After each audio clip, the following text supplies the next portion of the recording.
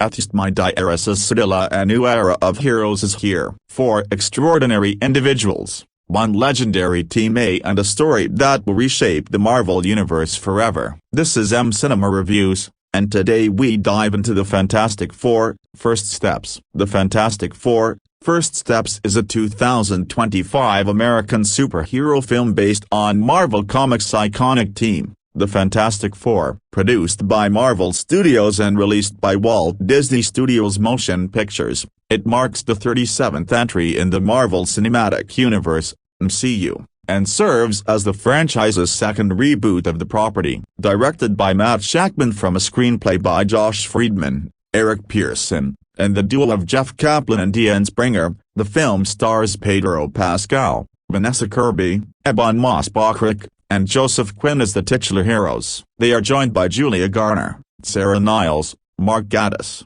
Natasha Lyonne, Paul Walter Hauser, and Ralph Ineson. Set in a retro-futuristic version of the 1960s, the story follows the Fantastic Four as they face the cosmic threat of Galactus, played by Ineson. Following the critical and commercial failure of Fantastic Four, 2015. 20th Century Fox began exploring another reboot. After Disney acquired Fox in March 2019, the project transitioned to Marvel Studios, which officially announced plans for a new film later that year. John Watts was initially attached to direct in 2020 but departed in 2022, with Shakman taking over soon after. Kaplan and Springer were already working on a draft when Friedman joined in 2023 to refine the script, with Pearson later providing additional polish in early 2024. Unlike earlier adaptations, this version avoids retelling the team's origin story, focusing instead on their first major adventure. Casting was finalized by early 2024,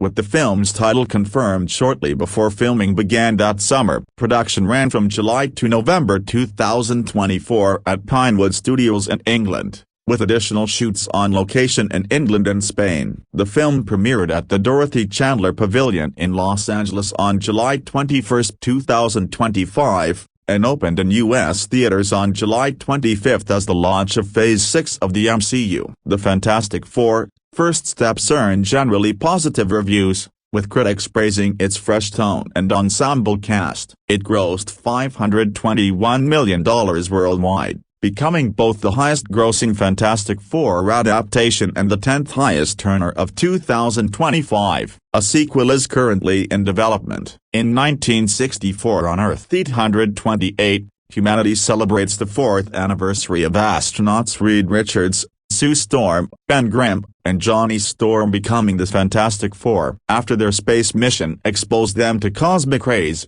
the group gained extraordinary powers and quickly rose to fame as superheroes. Reed's groundbreaking inventions advanced global technology, while Sue's leadership of the Future Foundation fostered worldwide disarmament and peace. Their announcement that Sue is expecting a child sparks public fascination and speculation over whether the baby will inherit powers. The peace is shattered when the Silver Surfer arrives, warning that Earth has been marked for destruction by Galactus, a colossal cosmic being who feeds on planets. Reed confirms the disappearance of multiple worlds and the team ventures into space using his new faster-than-light system. They witness Galactus destroy another planet and are captured aboard his ship. Galactus reveals his endless hunger and senses that Sue's unborn child carries vast cosmic energy, offering to spare Earth in exchange for the baby. Inducing Sue's labor, he pressures the team to agree, but they escape, using the pull of a neutron star to break free. Their FTL system is destroyed in the process,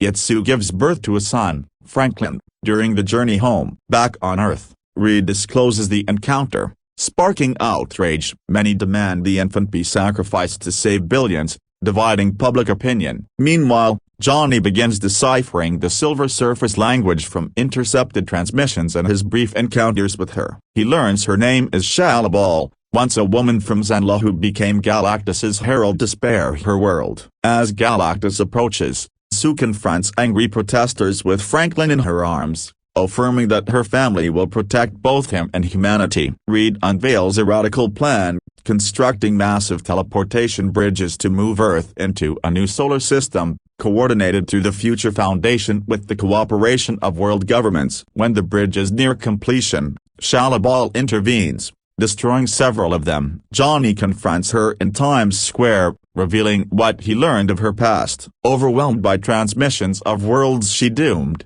Shalabal wavers but flees in anguish. The team devises a desperate gambit to lure Galactus to the final bridge using Franklin as bait. As Sue negotiates with Harvey Elder to shelter New Yorkers in Subterranea, Galactus bypasses the trap and seizes Franklin. Sue exerts the full extent of her powers to drive him toward the portal while Reed rescues their son. Johnny nearly sacrifices himself for the final push, but Shalabal returns, taking his place and forcing Galactus through the gateway. It closes behind them, but Sue's efforts leave her dead until Franklin's latent abilities revive her. The Fantastic Four soon embark on another mission, their bond renewed as the world marks their 5th anniversary. The Fantastic Four: First Steps, 2025, a comprehensive look at the casting of Marvel's first family introduction. After years of anticipation, false starts, and abandoned projects, Marvel Studios has finally brought the Fantastic Four into the Marvel Cinematic Universe with The Fantastic Four: First Steps. Released in 2025 and directed by Matt Shakman,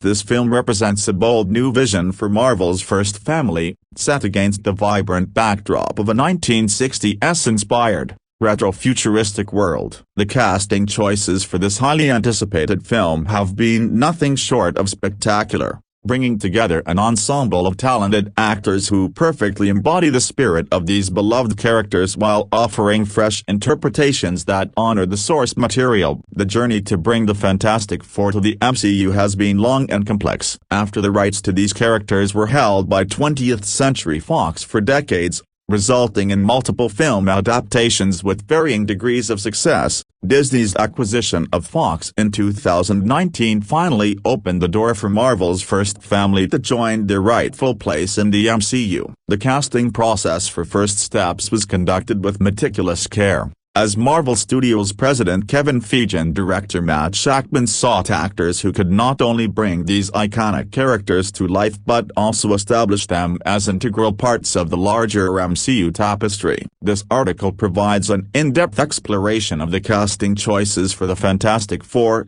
First Steps, examining each major actor's background, their approach to these legendary roles, and what they bring to this groundbreaking film. The core four: Marvel's first family. Pedro Pascal as Reed Richards, Mr. Fantastic. The casting of Pedro Pascal as Reed Richards, the brilliant scientist and leader of the Fantastic Four, represents one of the most inspired choices in recent superhero cinema. Pascal, already a household name thanks to his acclaimed performances in The Mandalorian, The Last of Us, and Game of Thrones, brings a unique combination of intellectual gravitas, emotional depth, and unexpected warmth to the role of Mr. Fantastic. Reed Richards is one of the most challenging characters in the Marvel Universe to portray effectively. He's a genius scientist whose intelligence often borders on the superhuman, yet he must remain relatable and human. Previous interpretations of the character have sometimes struggled to balance Reed's intellectual superiority with his role as a husband,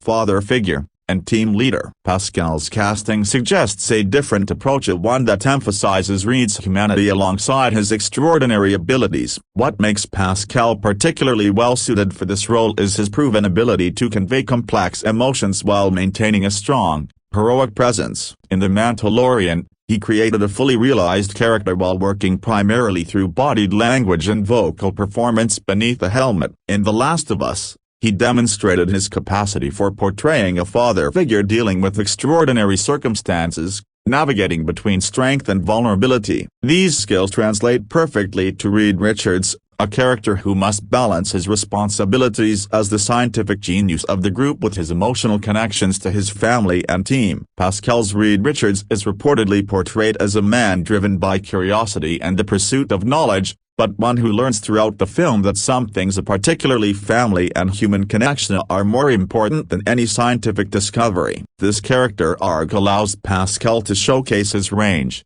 moving from the confident, somewhat detached scientist at the film's beginning to a more emotionally present leader by its conclusion. The physical transformation required for the role also cannot be understated. As Mr. Fantastic, Reed possesses the ability to stretch his body to extraordinary lengths and shapes. While much of this will be achieved through visual effects, Pascal had to work extensively with movement coaches and visual effects coordinators to ensure his performance would translate effectively when his body is digitally extended or contorted. His background and physical performance, honed through his stage work and action roles, served him well in this regard. Vanessa Kirby as Sue Storm, Invisible Woman. Vanessa Kirby's casting as Sue Storm, also known as the Invisible Woman, represents a significant coup for Marvel Studios. Kirby, an Oscar-nominated actress known for her powerful performances in The Crown, Pieces of a Woman, and the Mission Impossible franchise,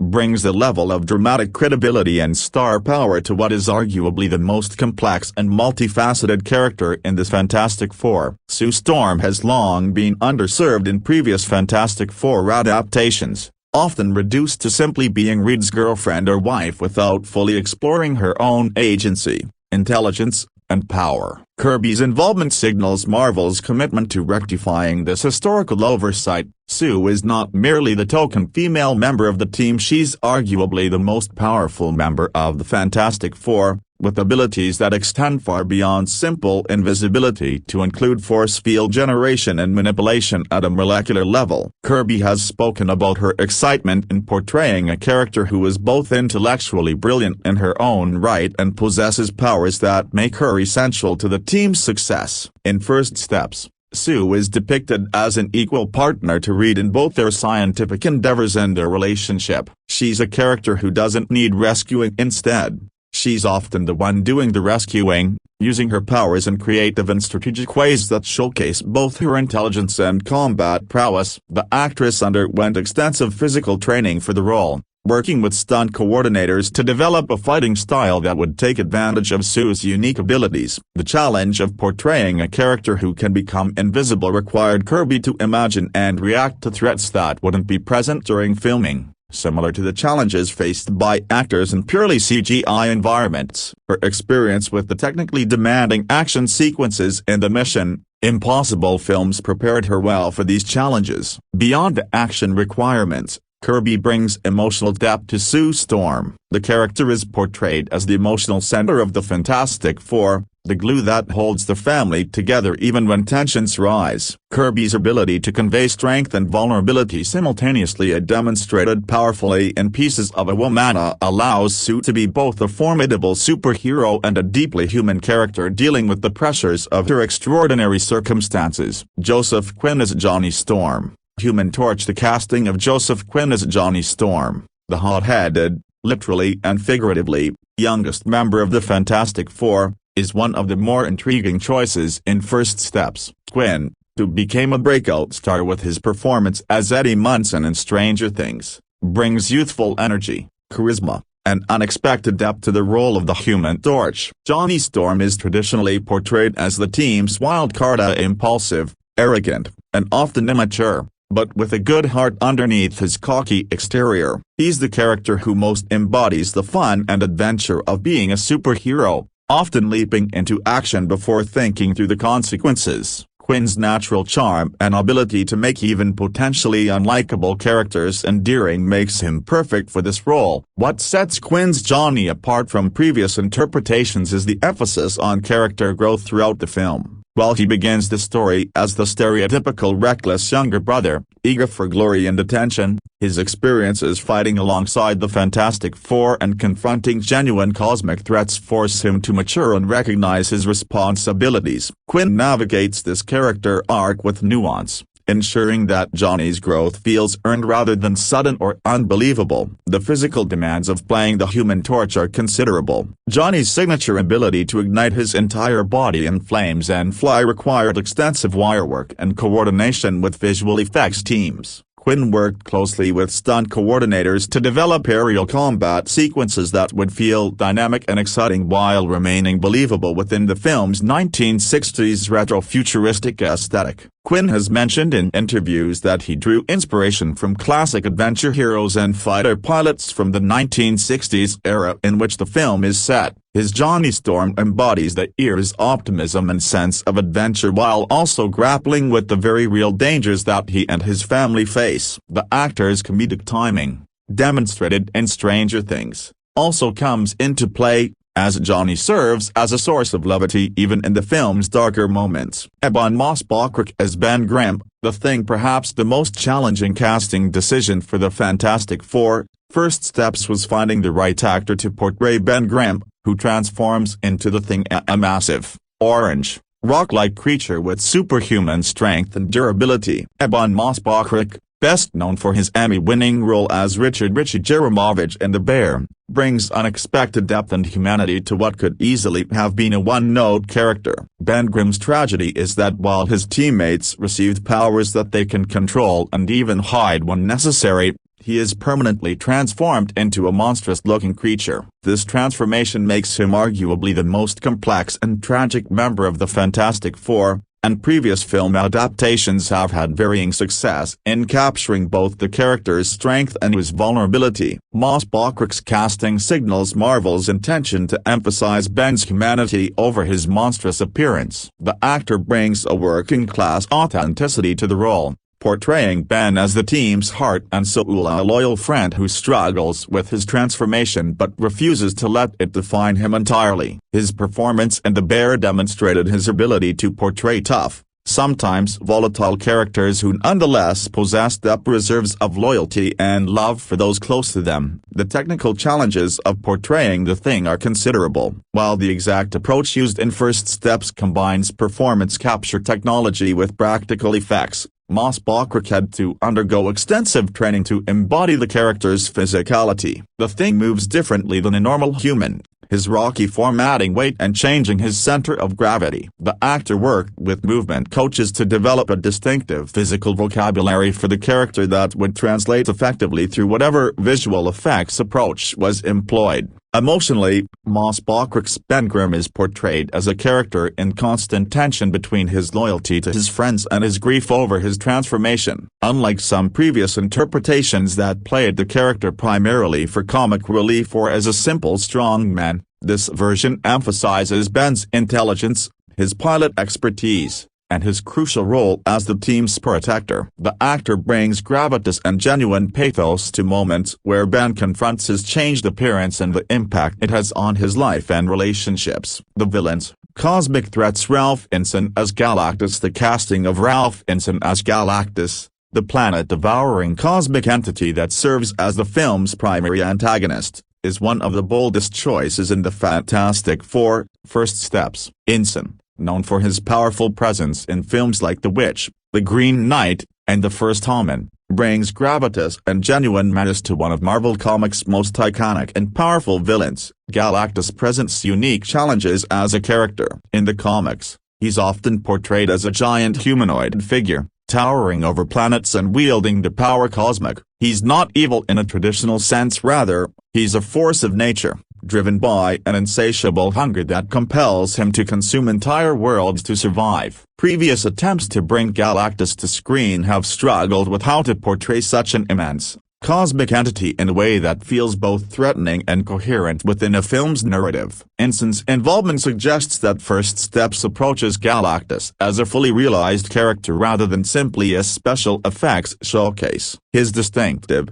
powerful voice lends itself perfectly to a being of godlike power. Ensign has described Galactus as an ancient entity who views humanity and even planets themselves as insignificant compared to his own cosmic importance and hunger. This isn't personal malice but something almost more frightening, a complete indifference to the lives he ends. The technical approach to bringing Galactus to life reportedly combines Ensign's vocal performance and motion capture work with extensive visual effects to create a truly massive presence. The character maintains his iconic purple and blue armor from the comics but has been adapted to fit the retro-futuristic aesthetic of the film. Ensign worked closely with director Mate Shackman to ensure that Galactus feels like a genuine character with motivations and presence, not merely a disaster to be overcome. What makes Ensign's Galactus particularly interesting is the way the character serves as a thematic counterpoint to the Fantastic Four's emphasis on family and connection. Galactus is utterly alone in the universe, driven solely by his hunger, having witnessed the death of the previous universe and been reborn as something neither fully alive nor dead. This cosmic loneliness contrasts sharply with the familial bonds that define the Fantastic Four, making their conflict not just physical but philosophical. Julia Garner as Shala Ball/Silver Surfer. One of the most discussed casting decisions for the Fantastic Four. First Steps is Julia Garner's portrayal of the Silver Surfer, reimagined in this film as Shala Ball rather than the traditional Norrin Rad. Garner, an Emmy-winning actress known for her transformative performances in Ozark and Inventing Anna, takes on the role of Galactus's enigmatic herald in what represents a significant departure from the source material. In the original comics, Norrin Rad becomes the Silver Surfer to save his planet, Zendla, agreeing to serve as Galactus's herald in exchange for his world's safety. Shala Bal was originally Norrin's love interest in the comics. By making Shala Bal the Silver Surfer instead, First Steps offers a fresh take on this classic character while opening up new narrative possibilities. Garner's Silver Surfer is reportedly motivated by similar desires to save her world and find her love, though the exact details of her origin story in the film have been carefully guarded. What's clear is that she serves as both antagonist and tragic figure, forced to lead Galactus to worlds he will consume, her memories stripped away, leaving only her mission and fragments of her former self. The technical challenges of portraying the Silver Surfer are considerable. The character is covered head to toe in reflective, metallic silver and flies through space on a cosmic surfboard. Much of Garner's performance was captured through motion capture technology and voice work, requiring her to convey emotion and character through movement and vocal performance while imagining the cosmic environments her character inhabits. Garner has spoken about the physicality required for the role, including extensive wirework training to portray the Silver Surfer's graceful, flowing movements through space. She worked with choreographers to develop a movement vocabulary for the character that would feel otherworldly yet purposeful, emphasizing the Silver Surfer's power and the tragedy of her situation. The choice to cast a woman in this traditionally male role generated significant discussion among fans. Garner has addressed this, emphasizing that the character's core theme is a sacrifice, love, and the struggle against forces beyond one's control that transcend gender. Her performance focuses on bringing emotional depth to a character that could easily have been reduced to a special effects spectacle or simple antagonist. The supporting cast: Paul Walter Hauser, known for his compelling performances in Richard Jewell, I, Tonya, and Blackbird, joins the cast of the Fantastic Four: First Steps in an undisclosed role. Hauser has built a reputation as one of Hollywood's most talented character actors, bringing depth and humanity to every role he takes on, whether comedic or dramatic. While the specifics of Hauser's role in First Steps remain somewhat mysterious, his casting suggests a character of significant importance to the story.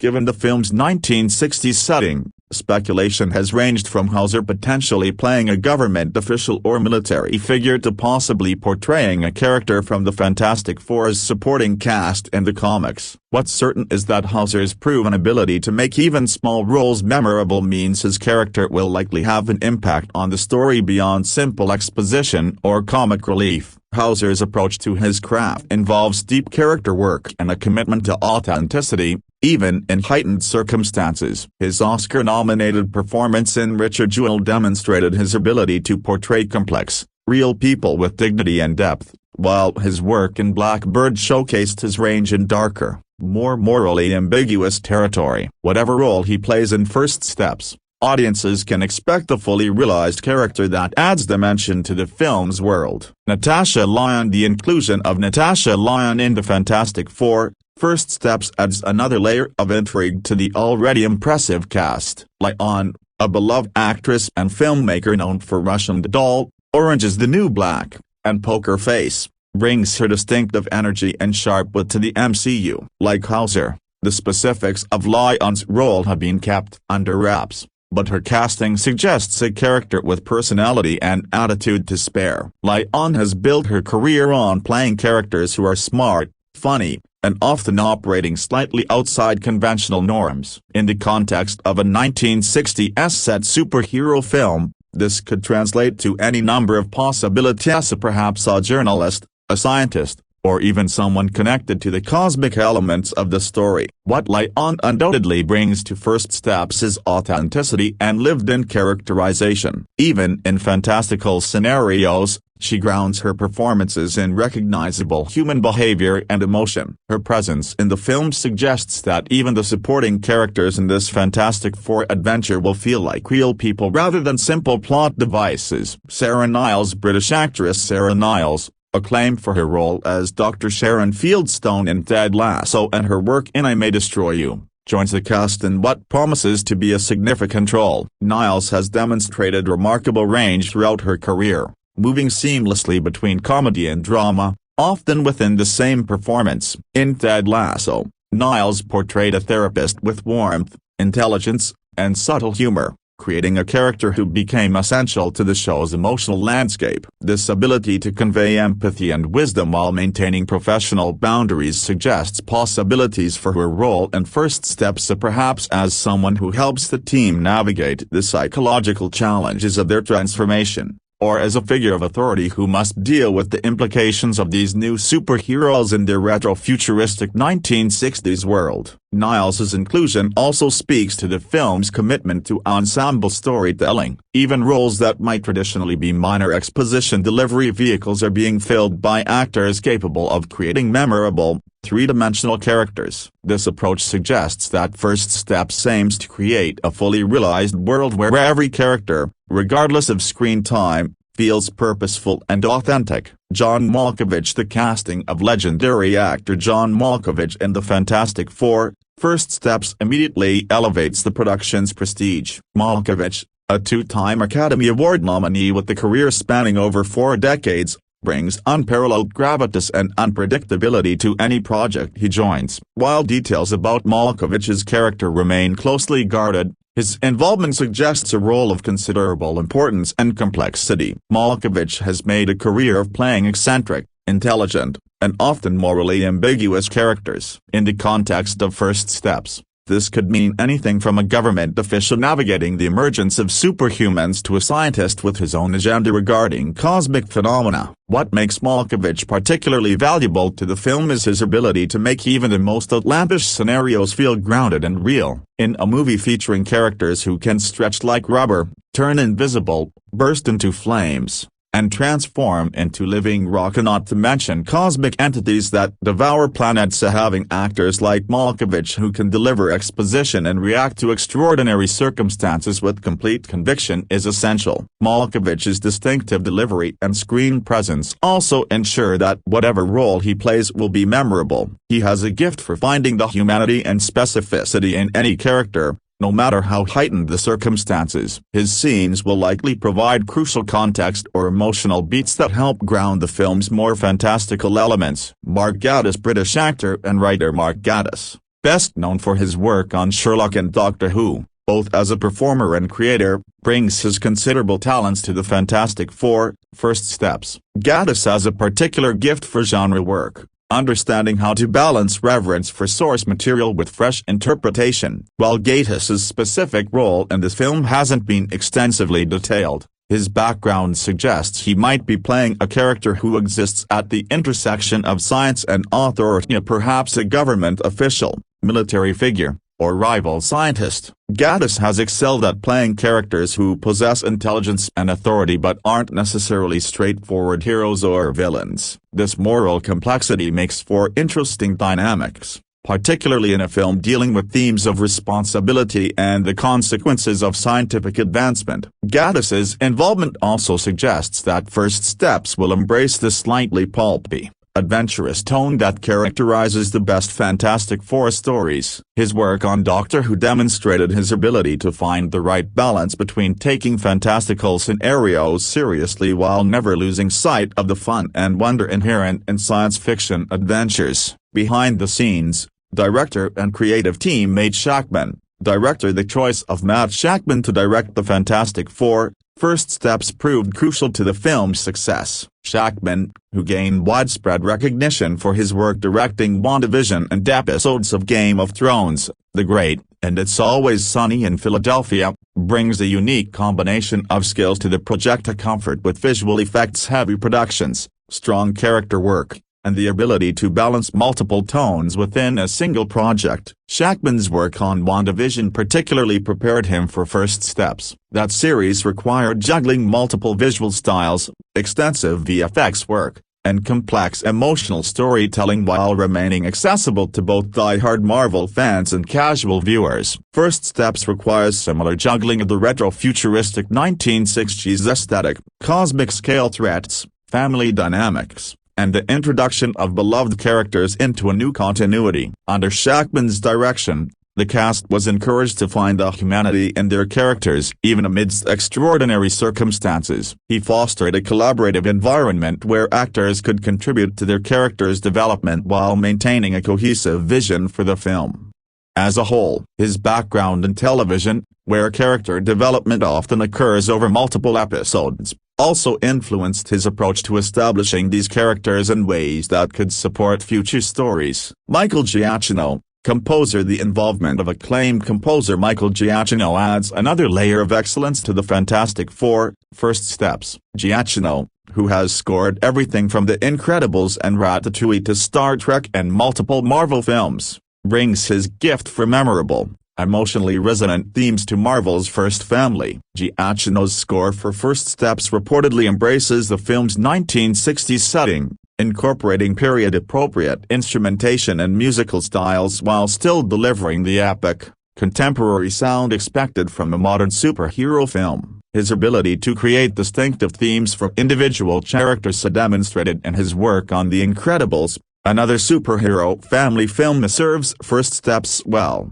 with each member of the Fantastic Four receiving their own musical identity that can be woven together in team moments. The composer's work also needed to accommodate the film's tonal range, from intimate family moments to cosmic-scale battles. Giacchino's versatility and emotional intelligence as a composer make him ideally suited for this challenge, ensuring the score supports the story's emotional beats while amplifying the excitement of the action sequences. The casting process. Finding the right family. The casting process for the Fantastic Four, First Steps reportedly took considerable time and care. Unlike some superhero films where individual heroes can stand relatively independently, the Fantastic Four are fundamentally about family and the dynamics between these four individuals. This meant that Marvel couldn't simply cast four talented actors and hope for chemistry. They needed to find performers who would genuinely feel like a family unit. Marvel Studios conducted extensive screen tests, not just to evaluate individual performances but to see how different combinations of actors work together. Pedro Pascal and Vanessa Kirby needed to have chemistry as romantic partners and scientific collaborators. Joseph Quinn needed to feel like he could be Sue's younger brother and Reed's sometimes frustrating brother-in-law. Ebon Moss-Bachrach needed to embody the loyal friend who serves as the team's foundation. Reports from the casting process suggest that once the core four were assembled for screen tests together, the chemistry was immediate and obvious. Pascal, Kirby, Quinn, and Moss-Bachrach apparently developed genuine friendships during pre-production and filming, which translates directly to their on-screen dynamic. The banter, affection, and occasional tension between their characters feels authentic because it's built on real rapport between the actors. For the roles of Galactus and Silver Surfer, the casting process focused on finding actors who could convey power and emotion through vocal performance and motion capture work. Ralph Fiennes's distinctive voice and physical presence made him a natural choice for Galactus,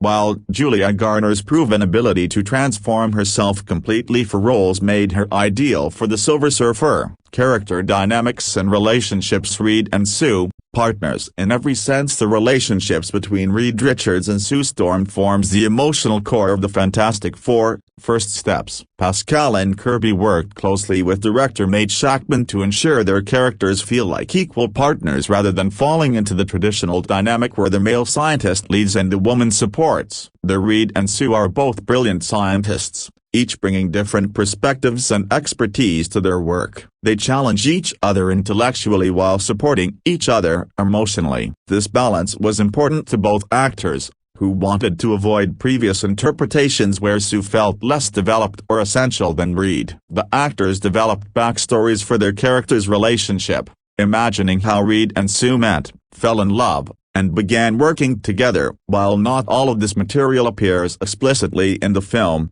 it informed their performances and interactions, adding depth to every scene they share. Johnny and Sue, sibling dynamics. Joseph Quinn and Vanessa Kirby bring authenticity to the brother-sister relationships between Johnny and Sue Storm. Quinn, who has actual sisters, drew on those relationships to inform his portrayal of Johnny's protective yet sometimes annoying younger brother energy. Kirby, meanwhile, balanced Sue's role as the responsible older sister with showing how much she genuinely cares for and believes in Johnny, even when he frustrates her. Their scenes together reportedly include both tender moments and sibling bickering that feels true to life. The film doesn't shy away from showing that families can love each other deeply while also driving each other crazy. This realistic approach to sibling dynamics makes the Storm siblings feel genuine rather than idealized. Ben and Reed. Friendship tested. The friendships between Ben Grimm and Reed Richards provides some of the film's most emotionally complex material. These are two men who have been friends for years,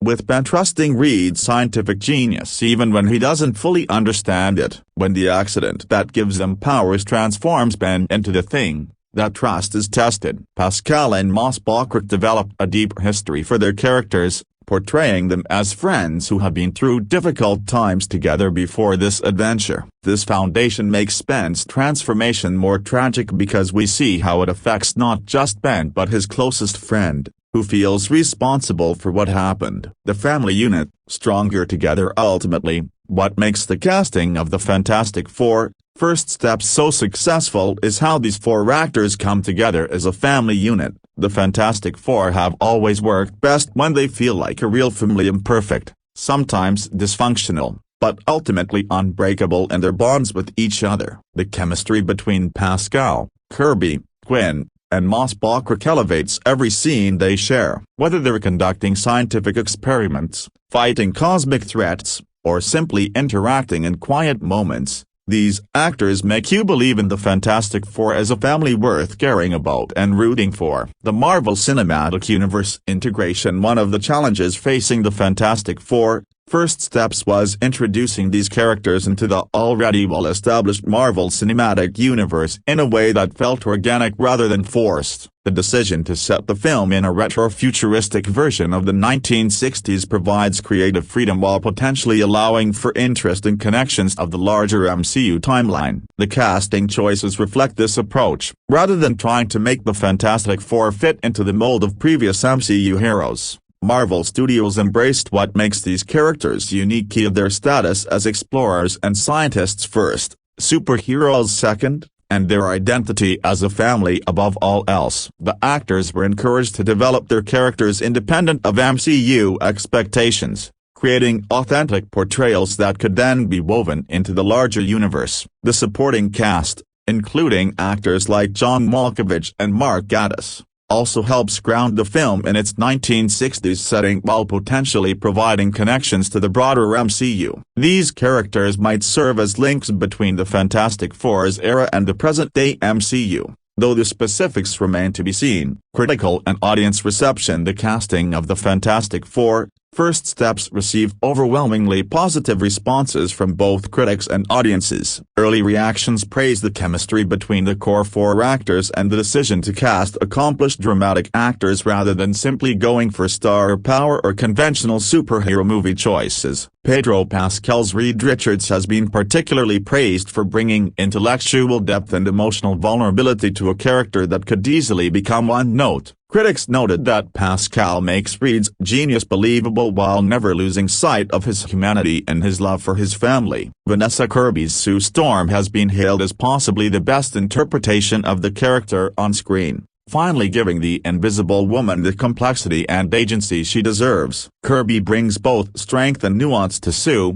making her the team's emotional center without reducing her to simply being the heart in a way that diminishes her other qualities. Joseph Quinn's Johnny Storm won praise for being fun and charismatic while avoiding the trap of making the character feel like comic relief. Quinn brings depth to Johnny's character arc, showing his growth from glory-seeking youth to responsible hero without losing the charm that makes Johnny entertaining to watch. Ebon Moss-Bachrick's Ben Grimm has been called the soul of the film, with critics and audiences alike responding to his portrayal of the character's internal struggle with his transformation. Moss-Bachrick brings such humanity to Ben that you often forget he's covered in orange rock, responding instead to the person beneath. The villain portrayals have also received acclaim. Ralph Ineson's Galactus is terrifying not through simple malice but through his cosmic indifference, while Julia Garner's Silver Surfer brings unexpected pathos to what could have been a straightforward antagonist role. The legacy and future implications. The success of the casting in the Fantastic Four,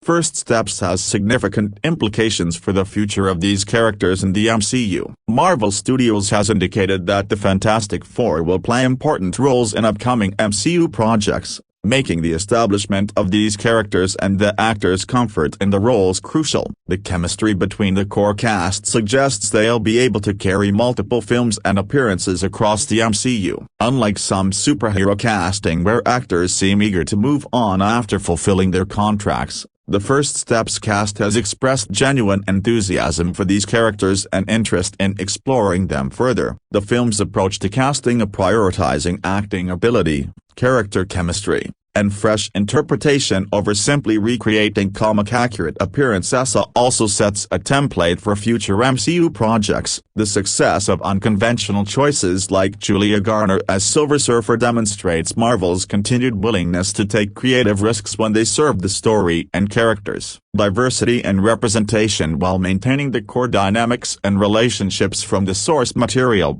The Fantastic Four, First Steps also made efforts toward more inclusive casting. The supporting cast includes actors from various backgrounds, reflecting a more diverse world than some previous Fantastic Four adaptations. The decision to reimagine Silver Surfer as Shia LaBeouf, with Julia Garner in the role, opened up new narrative possibilities while providing a significant female character beyond Sue Storm. Though this choice generated some controversy among fans attached to the traditional Norrin Red interpretation, Garner's performance won over many skeptics by honoring the character's core themes while bringing new dimensions to the role. The film's 1960s setting didn't become an excuse for a lack of diversity in the casting. The retro-futuristic world the film creates allowed for a more inclusive vision of that era, with the supporting cast reflecting this choice. Technical challenges and performance capture several roles in the Fantastic Four. First Steps required extensive performance capture and visual effects work. Ebon Moss-Bachrach's portrayal of the Thing involved a combination of practical effects and digital enhancement. The actor wore tracking markers and worked in partial costume pieces to provide reference for the visual effects team while still being able to perform opposite his fellow actors. Julia Garner's Silver Surfer required almost entirely performance capture work,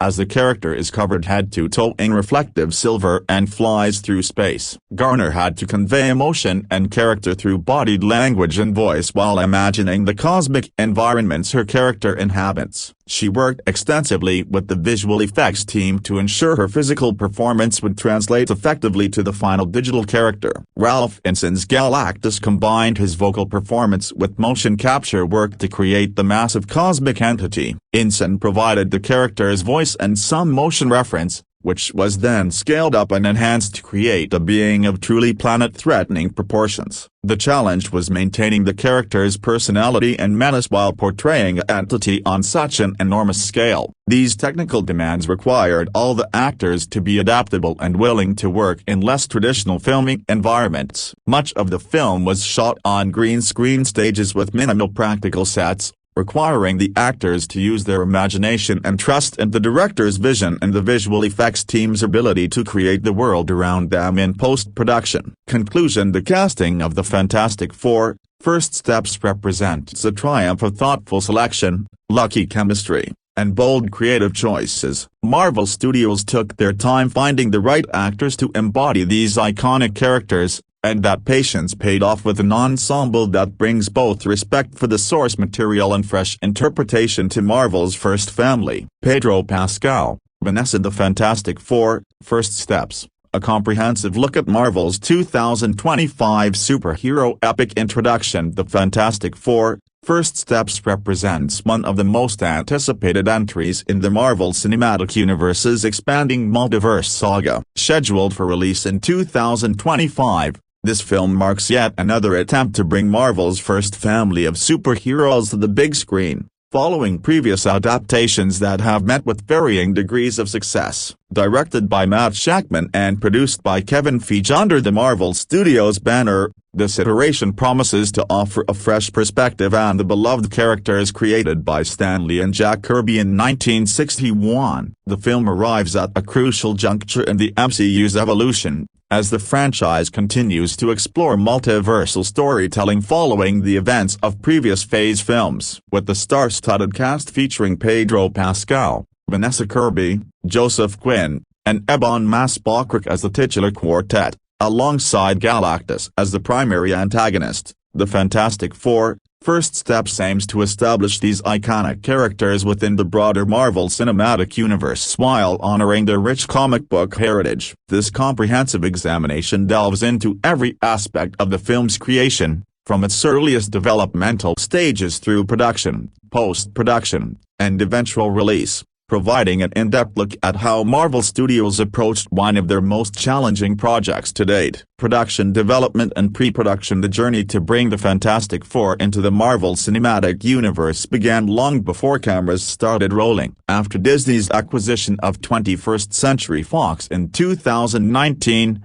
Marvel Studios regained the film rights to the Fantastic Four, opening the door for these characters to finally join their Marvel siblings in the MCU. However, Kevin Feige and his team at Marvel Studios were in no rush to develop the property, recognizing that previous film adaptations had struggled to capture the essence of what made the Fantastic Four special in the comics. The development phase for the Fantastic Four, First Steps, was marked by careful consideration and strategic planning. Marvel Studios understood that they needed to differentiate this version from previous attempts, particularly the 2005 and 2007 films directed by Tim Story and the 2015 reboot directed by Josh Trank. Each of these earlier films had faced criticism for various reasons, from tonal inconsistencies to underdeveloped characters, and Marvel was determined to learn from these missteps. One of the first major decisions was the choice of director. Matt Shakman, known for his work on the critically acclaimed Disney Plus series WandaVision,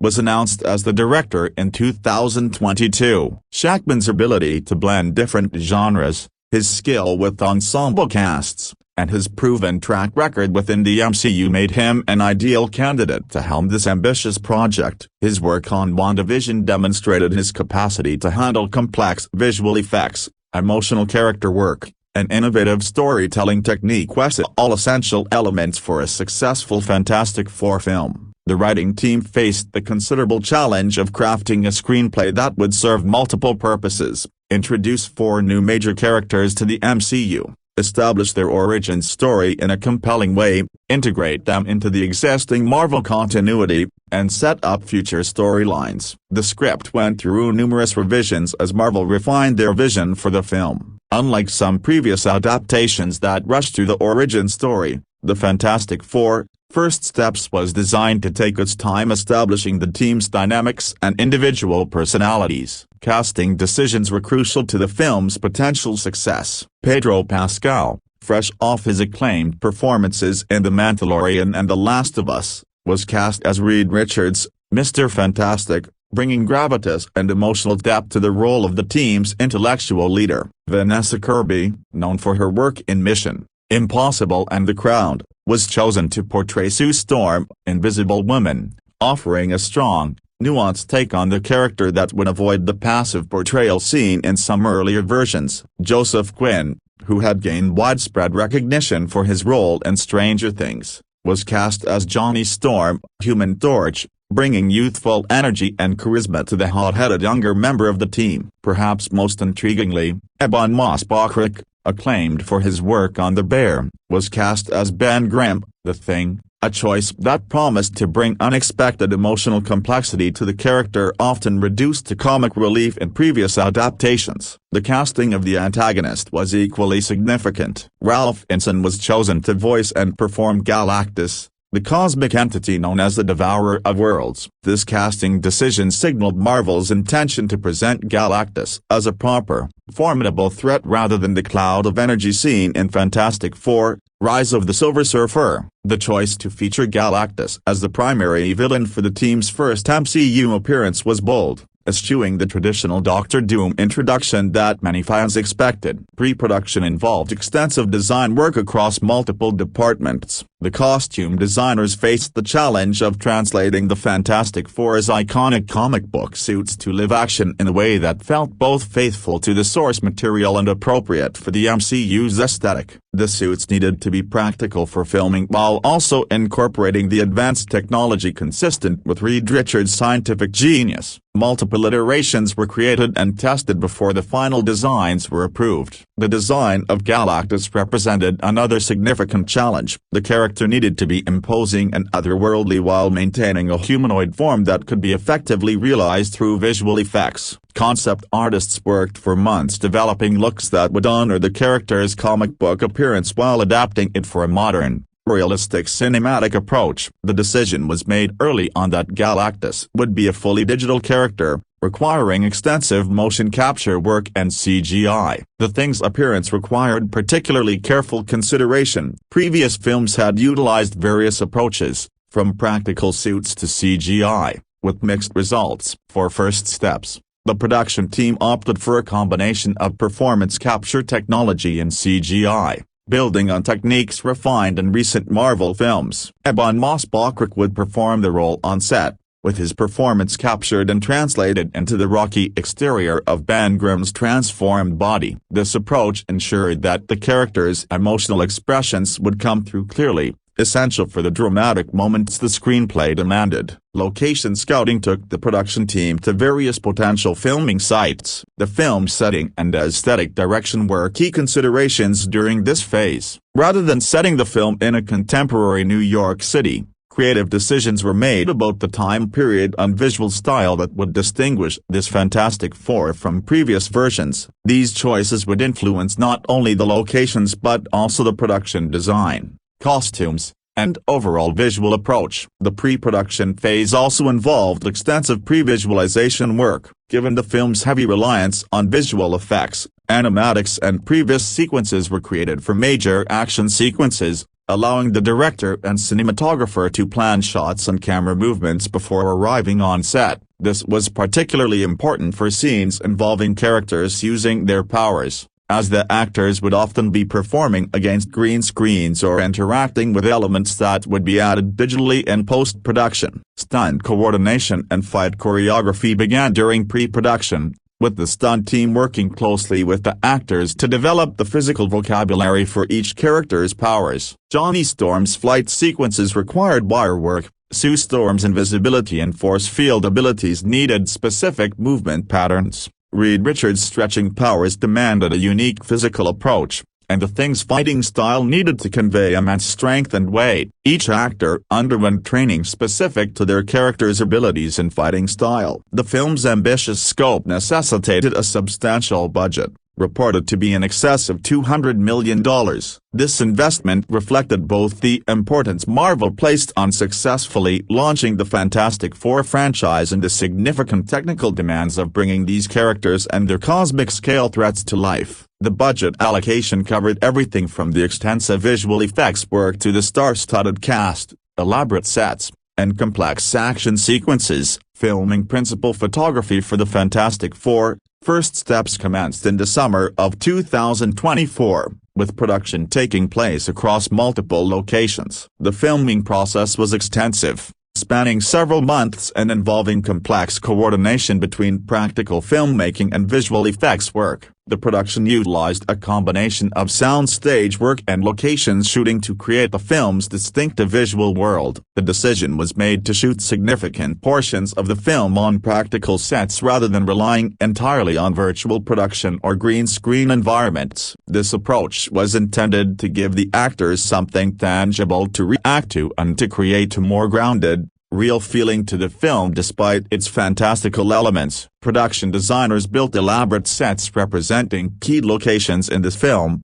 including Reed Richards' laboratory facilities and various interior locations where crucial scenes would unfold. Matt Shackman worked closely with cinematographer to establish the film's visual language. The aesthetic choices for the Fantastic Four, First Steps were deliberately crafted to give the film a distinctive look within the MCU. Discussions during production suggested that the film would employ a retro-futuristic visual style, potentially incorporating period elements while maintaining the advanced technology central to the Fantastic Four's story. This unique visual approach would help differentiate the film from other MCU entries while honoring the comic book origins of these characters. The filming of action sequences required meticulous planning and execution. Each of the Fantastic Four's powers presented unique challenges for the production team. For Reed Richards' stretching abilities, Pedro Pascal performed scenes with the understanding that his limbs would be digitally extended in post-production. This required precise choreography and the use of various props and rigs that would be replaced with CGI in the final film. The actor had to sell this physicality of stretching and manipulating his elastic body through performance alone,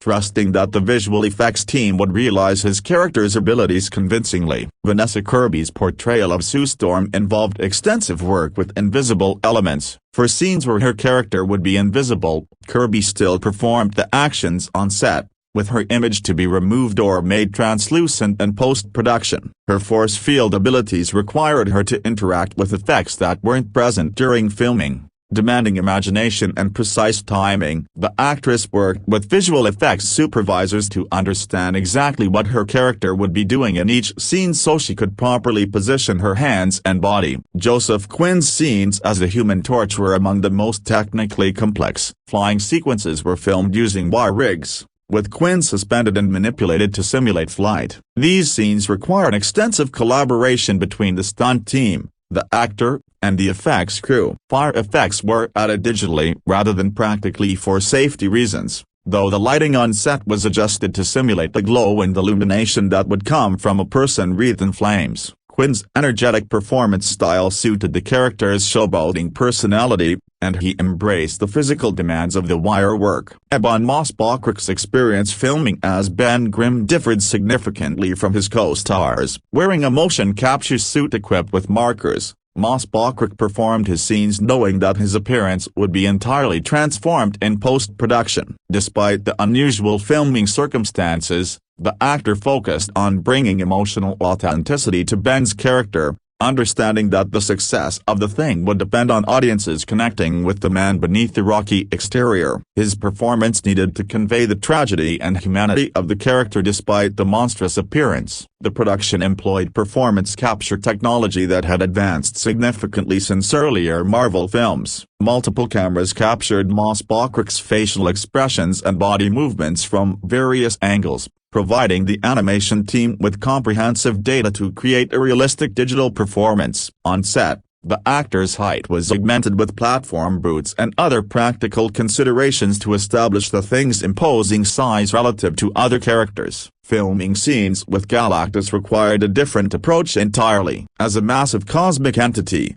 Galactus could not be represented practically on set. Instead, the production used various stand-ins, lighting effects, and reference points to give the actors something to react to during scenes involving the world-eating threat. The actor providing Galactus's voice and motion capture performance, Ralph Inson, worked separately in a performance capture studio, with his work to be integrated with a digital character design in post-production. The ensemble nature of the film meant that many scenes featured all four leads together, requiring careful blocking and choreography to ensure each character had their moments while maintaining the group dynamic central to the Fantastic Four's appeal. Shackman emphasized the family aspect of the team, staging scenes to highlight the relationships and interactions. The chemistry between the four lead actors was evident during production, with reports suggesting a collaborative and positive atmosphere on set. Beyond the main cast, supporting actors brought additional characters to life,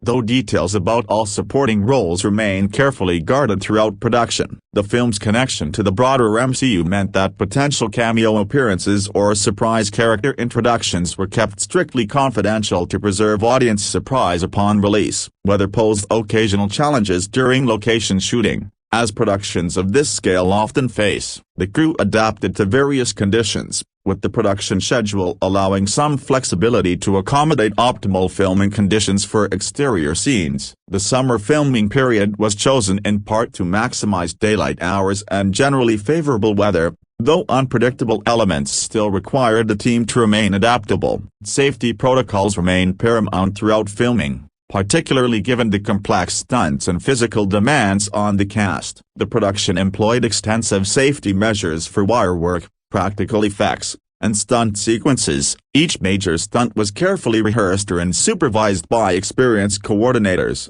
with the actors' stunt doubles handling the most dangerous elements while the principals performed what they safely could to maintain performance continuity. The COVID-19 pandemic, while less disruptive by 2024 than in earlier years, still influenced production protocols. The production maintained health and safety measures to protect cast and crew, including regular testing, sanitization procedures, and contingency planning in case of positive cases that might affect the shooting schedule. Marvel's experience with pandemic production protocols from earlier projects helped streamline these processes. Throughout filming, Marvel Studios maintained its characteristic secrecy about plot details and major reveals. Set visits by press were carefully controlled, and what information was released was strategically chosen to build anticipation without spoiling key story elements. Photos from the set that leaked online were often intentionally vague or showed scenes without context, fueling speculation and discussion among fans while preserving narrative surprises. The filming schedule was intense, with long days and demanding sequences requiring multiple takes to achieve the desired results. The cast and crew worked 6 days a week during peak production periods, with the scale and complexity of the film necessitating this rigorous pace. Despite the challenges, those involved with the production frequently expressed enthusiasm about the project, suggesting confidence in the material and the final product taking shape. Behind-the-scenes footage and production photographs suggested a collaborative environment where Matt Shakman worked closely with his department heads and cast to realize his vision. The director's approach emphasized character and emotion alongside spectacle, ensuring that the fantastic elements served the story rather than overwhelming it. This balance between human drama and superhero action was considered essential to capturing what made the Fantastic Four work as characters. As principal photography progressed through the summer and into early fall of 2024,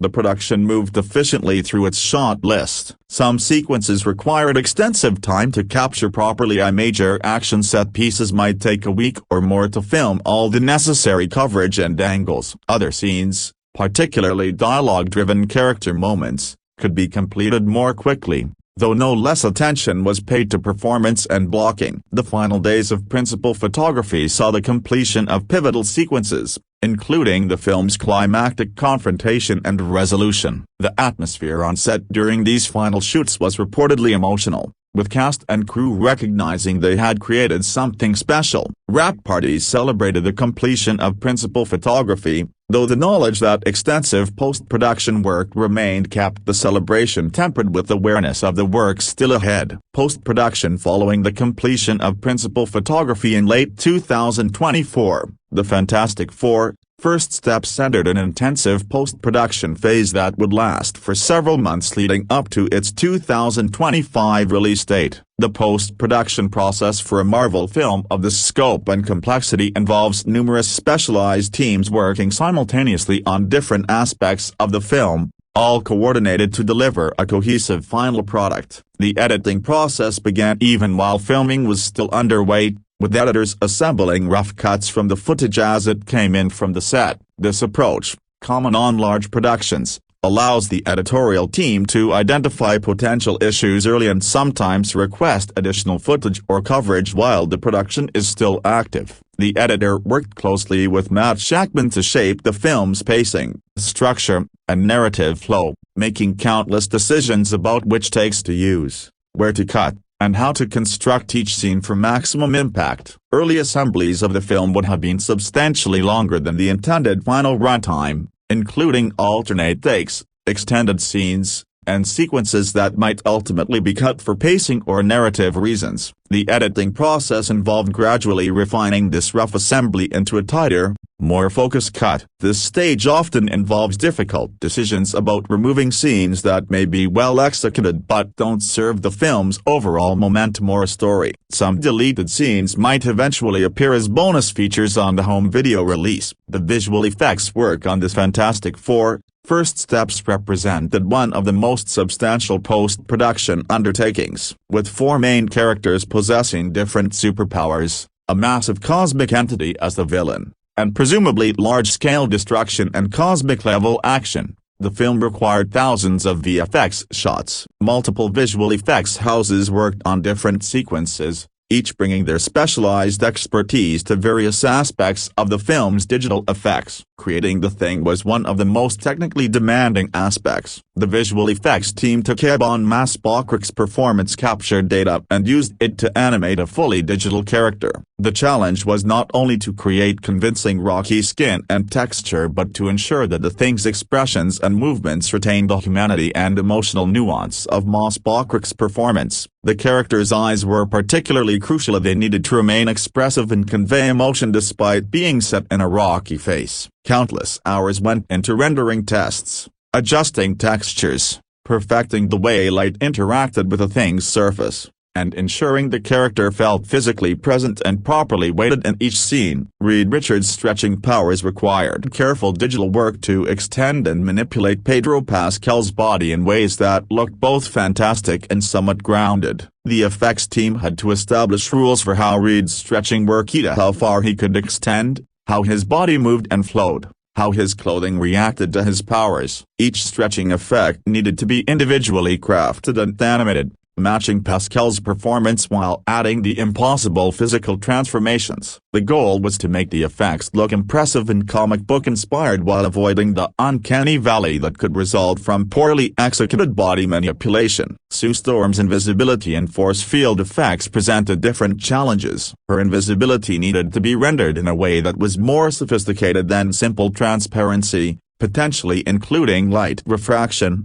distortion, or other visual indicators that made the effect cinematic rather than just making the actor disappear. Her force fields required design work to establish their visual appearance. Would they be completely invisible until impacted? Would they have a shimmer or distortion? Would they glow blue, matching comic book convention? Each choice had implications for how these effects would be rendered across multiple scenes. The Human Torch's fire effects were extraordinarily complex, creating convincing digital fire that breathed a human body, moved naturally with the actor's movements, and provided appropriate illumination to surrounding environments required cutting-edge simulation technology. The effects team had to ensure consistency in how Johnny Storm's flame appeared throughout the film while varying intensity and appearance for dramatic effect when appropriate. Flight sequences combining fire removal, digital fire, and environments required extensive compositing work to achieve seamless results. Galactus represented perhaps the most ambitious visual effects challenge in the film. Creating a cosmic entity of appropriate scale and presence required extensive digital artistry. The character's design needed to be simultaneously imposing, alien, and coherent, readable as a character rather than just a destructive force. Ralph Inson's motion capture performance provided the foundation, but animators built upon this to create a being of cosmic proportions. Every shot featuring Galactus required meticulous work to properly integrate the character into environments,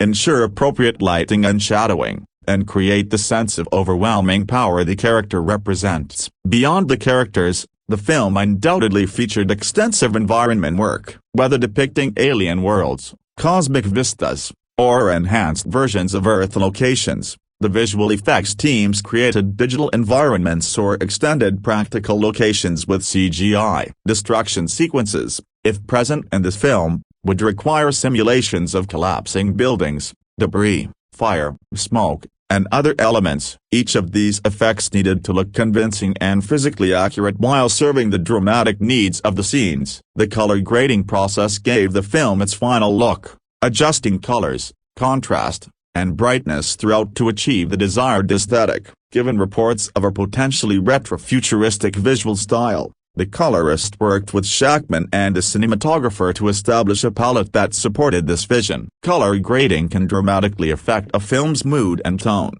making this process crucial to the film's final impact. Sound design and editing for the Fantastic Four. First steps involved creating the audio landscape for a world filled with superhero powers and cosmic threats. Each character's powers needed distinct sounds: the whoosh of Reed stretching, the shimmer of Sue's force fields, the roar of Johnny's flames, the heavy footfalls and rocky grinding of the Thing's movements. These sounds had to be created, refined, and mixed into the film's soundscape along with dialogue, environmental sounds, and music. The dialogue editing process ensured clear, consistent vocal quality throughout the film. ADR, additional dialogue recording sessions allowed actors to re-record lines that were unclear, affected by set noise, or where performance adjustments were desired. Some dialogue might be entirely re-recorded in ADR if needed, though the goal is always to use production audio when possible for authenticity. The ADR process also allowed for potential script adjustments, minor line changes that might improve clarity or flow. Foley artists created custom sound effects for actions and movements, recording footsteps, clothing rustles, and countless other sounds that bring scenes to life. For a film with characters in costume and a rock monster walking around, Extensive Foley work was required to make everything sound right. These sounds are often more noticeable by their absence than their presence, but they're essential to making the film's world feel real and immersive. The mixing process combines all audio elements, dialogue, sound effects, Foley, and music into a cohesive soundtrack. Mix engineers balanced levels, positioned sounds in the stereo or surround field, and ensured that important elements like dialogue remained clear during even the loudest action sequences. Different mixes were prepared for various formats, including theatrical surround sound, IMAX, and eventual home video releases. Throughout post-production, test screenings would have been conducted with selected audiences. These screenings provided valuable feedback about what was working and what wasn't,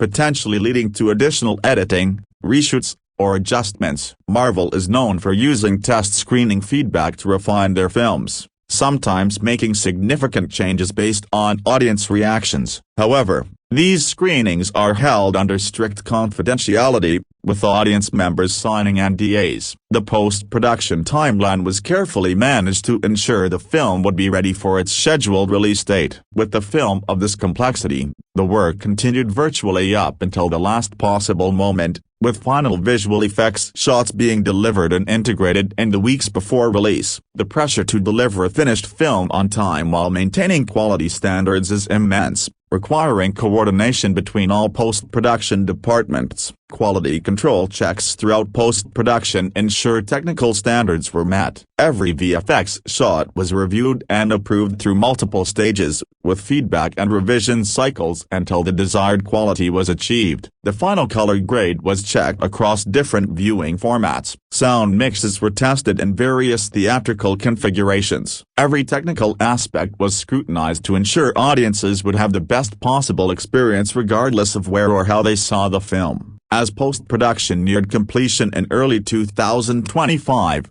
the various elements came together into the finished film. The final visual effects shots were integrated, the sound mix was locked, the color grade was finalized, and the completed film was prepared for distribution. Digital cinema packages, DCPs, were created for theatrical distribution, while masters for IMAX and other premium formats were prepared separately to take advantage of their unique technical specifications. Music. The musical score for the Fantastic Four: First Steps represents a crucial element in establishing the film's identity and emotional landscape. Music in superhero films serves multiple purposes. It provides emotional cues, underscores action sequences, establishes themes for characters and concepts, and contributes significantly to the overall tone and atmosphere. For a film introducing major new characters into the MCU, the score needed to create memorable musical identities while fitting within Marvel's established sonic universe. The composer faced the considerable challenge of creating themes for 4 distinct characters, each with different personalities and powers,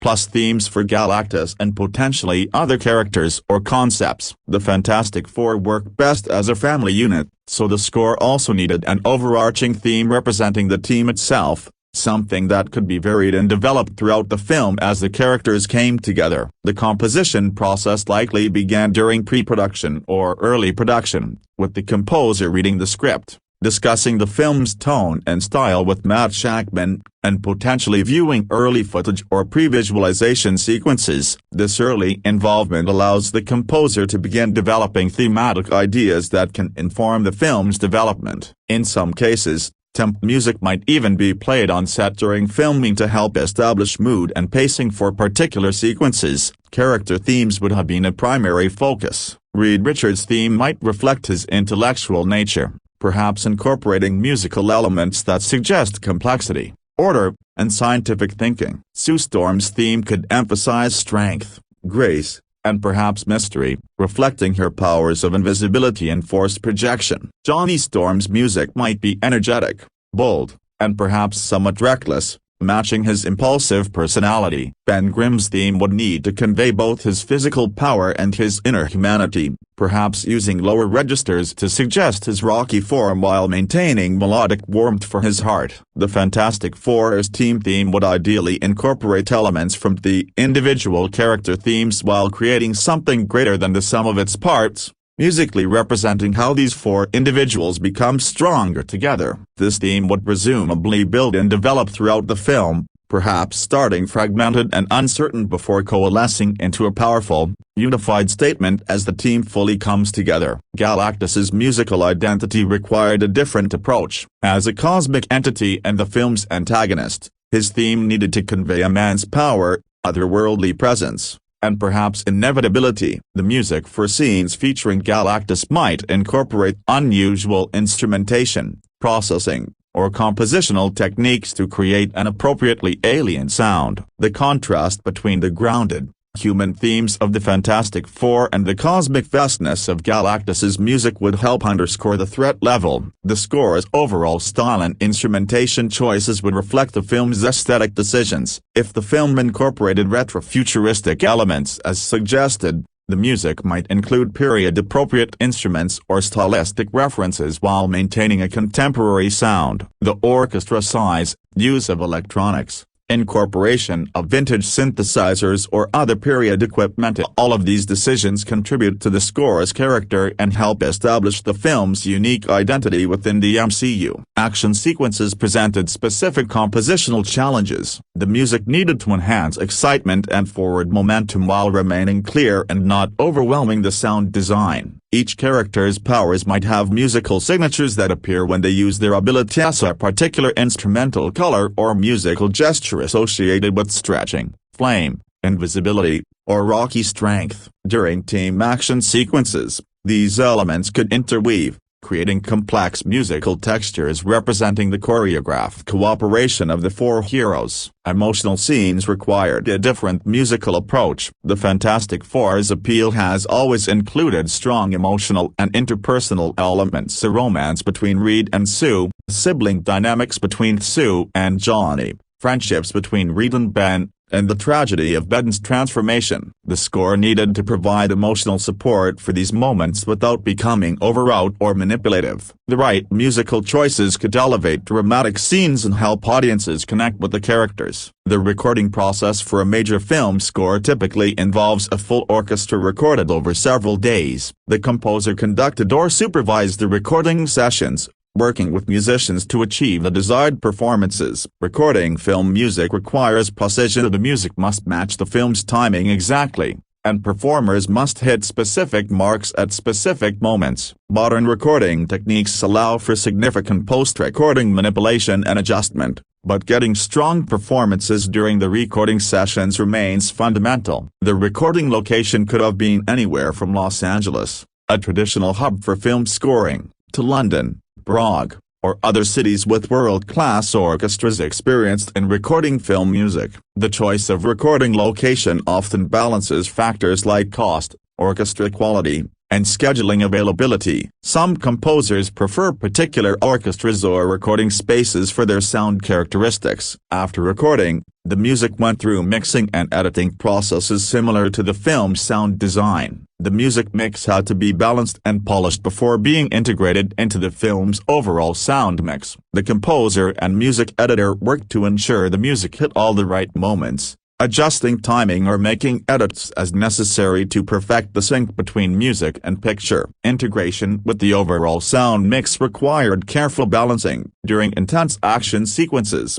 the music competes for sonic space with sound effects and dialogue. The mix engineers worked to ensure all elements could be heard clearly, sometimes adjusting frequency ranges so different elements occupy different parts of the audio spectrum. The goal was an immersive soundscape where music, effects, and dialogue all contributed to the experience without interfering with each other. Existing MCU musical themes might have been referenced or incorporated if appropriate. Marvel has been making efforts to establish more consistent musical identity across their films, with certain themes recurring across multiple projects. Whether the Fantastic Four, First Steps incorporated any existing MCU themes or remained entirely self-contained musically would depend on the film's connection points with other Marvel projects. A soundtrack album release would accompany or follow the film's release, allowing audiences to experience the music outside the theater. The soundtrack album might include suite versions of the main themes, selections from key sequences, and possibly alternate versions or bonus tracks. Digital release made the soundtrack easily accessible, while physical releases on CD or vinyl might appeal to collectors and music enthusiasts. The score's reception would be part of the overall critical response to the film. Film music critics and fans would analyze the thematic development, orchestration choices, and how effectively the music served the film. A successful score enhances the film experience in ways that audiences might not consciously notice, making the film feel more complete and emotionally engaging. The most memorable film music creates themes that audiences leave the theater humming, musical identities that become inseparable from the characters themselves. Released theatrical: The Fantastic Four: First Steps was scheduled for theatrical release in 2025. Marking it as one of the year's most anticipated blockbusters and a crucial entry in the Marvel Cinematic Universe's ongoing narrative. The film's release strategy reflected both its importance to Marvel's plans and the evolving theatrical landscape of the mid-2020s. The specific release date was strategically chosen to maximize the film's commercial potential. Marvel Studios,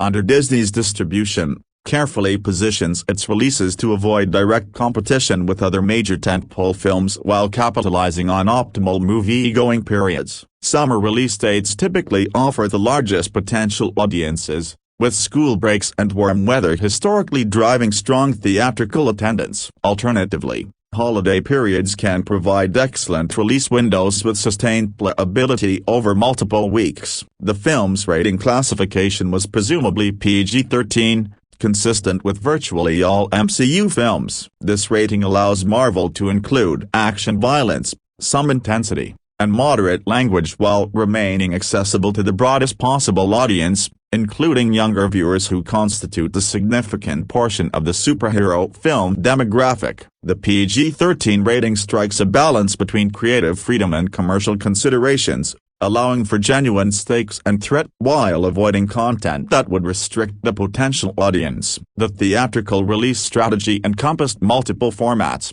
each offering different viewing experiences at different price points. Standard digital projection represented the baseline theatrical experience, available in most commercial cinemas. Premium large format screens like IMAX offer an enhanced image quality, larger screens, and superior sound systems, providing a more immersive experience at a higher ticket price. The film was likely formatted specifically for IMAX, potentially featuring expanded aspect ratios for certain sequences that would show more image than standard presentations. Other premium formats like Dolby Cinema, with its advanced image and audio technology, and various large-screen formats offered additional options for viewers seeking enhanced experiences. 3D presentations might have been available, though the popularity of 3D in the United States had declined from its peak in the early 2010s. International markets, particularly China, remain stronger markets for 3D, potentially influencing whether a 3D conversion was completed. The release pattern followed a wide release strategy, with the film opening simultaneously in thousands of theaters across North America and in major international markets. This approach, standard for major blockbusters, maximizes opening weekend box office and creates a cultural event atmosphere around the release. The simultaneous global release also helps combat piracy by ensuring legitimate viewing options are widely available at the same time. Marketing and promotional activities built toward the release over many months. The campaign likely began with the initial announcement and casting reveals, generating early awareness and conversation. Teaser trailers released several months before the film provided first looks at the characters and tone, strategically revealing enough to excite audiences while preserving major plot points and surprises. Subsequent trailers and TV spots gradually revealed more footage, each release time to maintain momentum and keep the film in public conversation. Social media played a crucial role in the marketing campaign, with official accounts sharing character posters, behind-the-scenes content, cast interviews, and other materials designed to engage fans and build anticipation. The cast participated in extensive promotional efforts, including appearances on talk shows, interviews with entertainment media, and potentially a premiere event with red carpet coverage. Press junkets brought entertainment journalists together with the cast and filmmakers for interviews that would be published around the release date. Strategic partnerships and cross-promotions extended the film's marketing reach. Toy lines, apparel, and other merchandise featuring the Fantastic Four appeared in stores, providing additional revenue streams while serving as promotional tools. Fast food restaurant partnerships, cereal boxes featuring the characters, and other consumer product tie-ins increased visibility across different demographics. These partnerships are carefully negotiated and coordinated to maximize exposure while maintaining brand integrity. The premiere event, likely held in a major city like Los Angeles or New York, generated significant media coverage and social media activity. These events serve multiple purposes: they're celebrations for the cast and crew, opportunities for press coverage and reviews, and spectacles that generate public excitement about the film. Fan events in select cities might have offered regular moviegoers special early screenings, creating word-of-mouth buzz and rewarding devoted fans. Review embargoes controlled when critics could publish their assessments of the film. Marvel typically allows reviews to appear a few days before release, giving critics time to publish thoughtful pieces while ensuring reviews appear close enough to release that they impact opening weekend decisions. The embargo lift often creates a concentrated burst of reviews and think pieces that dominate film coverage for a brief period. Advanced ticket sales provided early indicators of audience interest and helped exhibitors gauge demand for planning theater allocations. Strong pre-sales might prompt theaters to schedule additional shows or dedicate more screens to the film. The convenience of reserved seating, now standard at many theater chains, made advance purchasing more appealing, allowing eager fans to secure preferred seats and showtimes. Opening night fan events and marathon screenings catered to the most dedicated audiences. Some theaters hosted special events featuring costume contests, trivia, or other activities celebrating the Fantastic Four. Marvel film marathons, if scheduled, allowed superfans to see previous MCU entries leading up to the new film, creating exhausting but celebratory communal viewing experiences. The international release strategy recognized that Marvel films generate significant revenue outside North America. The film opened simultaneously or within days in major international markets including the United Kingdom, France, Germany, Australia, Japan, South Korea, and many others. China, if the film received approval for release there, represented a particularly important market given its size and the strong performance of previous Marvel films. However, international release sometimes involves modifications or accommodations for different markets. Some countries have different rating systems and content standards, potentially requiring edits to meet local regulations. Cultural consultants might be involved to ensure the film avoids unintended offense or insensitivity in different markets. Marketing materials are localized, with posters and trailers adapted for linguistic and cultural specificity. The theatrical window, the period during which the film plays exclusively in theaters before becoming available on home video or streaming, represented an important negotiation between Disney, Marvel and exhibition partners. Theater chains prefer longer windows to maximize theatrical revenue and maintain exclusivity, while studios increasingly favor shorter windows to move more quickly to more profitable home video and streaming distribution. The COVID-19 pandemic had disrupted traditional windowing, and by 2025, the industry had settled into new patterns. Review.1 With the release of the Fantastic Four, first steps we're all out of 2025 Marvel Cinematic Universe movies, and it's going to be a long wait until the next MCU movie, which is Spider-Man: Brand New Day on July 31, 2026. Fortunately, while we all wait, there will be the Disney Plus series Eyes of Wakanda, debuting August 27, 2025, Marvel Zombies, debuting October 3, 2025, Wonder Man, debuting in December 2025, and Daredevil, Born Again Season 2, debuting in March 2026. Some of those shows will be introducing new characters to the MCU fold, not unlike Thunderbolts and Ironheart, and First Steps is no different. Videos by comicbook.com. From the core 4 characters to the film's villains, What follows is every confirmed character who will end up being just one more familiar face within the MCU's ever force fields and turned her entire body invisible. She's a jack of all trades, and assuredly an integral part of the MCU going forward. 3. Ben Grimm, The Thing. Ebon Moss-Bachrach. The Thing is a tough character to get right, and, while Michael Chiklis' take on the character was the best part of Tim Story's 2 movies, First Steps has finally given the comics fans what they've always wanted, a physically accurate take on the character. Ebon Moss-Bachrach of the Bear fame is playing the character this time, and for at least a scene we see Moss-Bachrach sans CGI. We also get to see the Thing with a rocky beard, which is certainly a first. 4. Johnny Storm, Human Torch. Joseph Quinn, Stranger Things and A Quiet Place.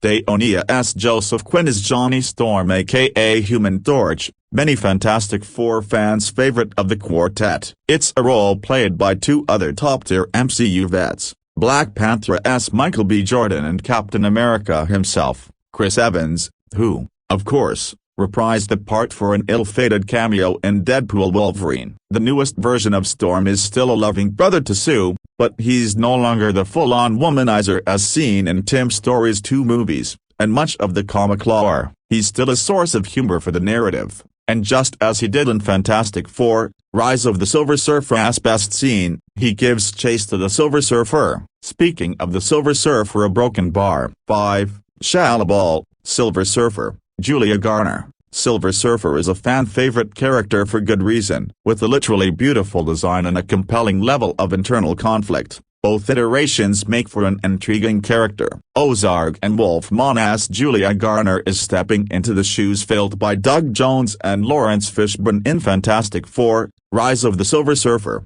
and the character's core purpose isn't too different from what was seen in that film. In the trailer, we see Garner's Shia LaBeouf announce the imminent arrival of Galactus, just as Norrin Radd did in Rise of the Silver Surfer. The film's version of Silver Surfer is based off the Shia LaBeouf scene in Earth X, a line which also saw Norman Osborn become president and name or kill Johnny Storm. 6. Harvey Elder, Mole Man. Paul Walter Hauser. We have not seen Paul Walter Hauser in any of the Fantastic Four, First Steps marketing materials for a while. We didn't even know he was playing, and, according to Hauser, neither did he. But he's confirmed to play Mole Man, the Fantastic Four's first ever villain. Furthermore, he's reported to have one sequence, towards the beginning of the film. Hauser previously worked with director Shackman on an episode of It's Always Sunny in Philadelphia. 7. Galactus, Ralph Ineson. Galactus is one of Marvel's most iconic villains,